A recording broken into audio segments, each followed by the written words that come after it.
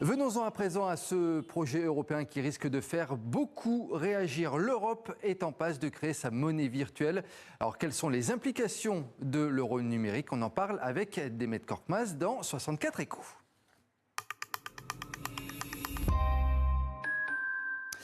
Et bonsoir Demet. Bonsoir. Alors, le Parlement européen va examiner la création d'un euro numérique dans quelques heures.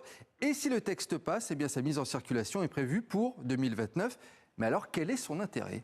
Alors, c'est avant tout une question de souveraineté. La Banque centrale européenne, la BCE, s'est mise en ordre de marche lorsque, au début de la guerre en Ukraine, les États-Unis ont débranché la Russie du système Visa et Mastercard. On s'en souvient, mais ça a été aussi un coup de semonce pour les Européens, car vous n'êtes pas censé savoir que la quasi-totalité des paiements par carte bancaire en Europe dépendent de ces deux entreprises américaines qui prélèvent à l'échelle européenne la somme de 2 milliards d'euros.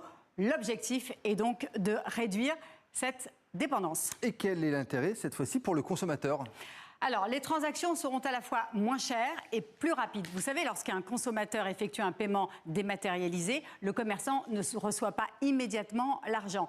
Les paiements en euros numériques seront instantanés, donc sans aucun frais prélevés sur les transactions.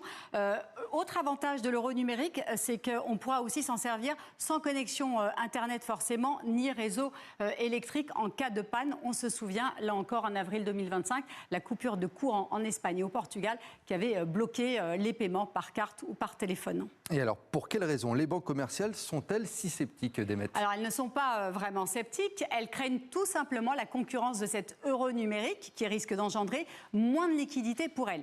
Pour bien comprendre, on va regarder ce tableau qui fait le distinguo entre ce qui relève de la monnaie privée et de ce qui relève de la monnaie publique. Les banques commerciales n'ont la main et ne détiennent que les chèques pour le papier ou toutes les transactions par carte, par virement pour le numérique.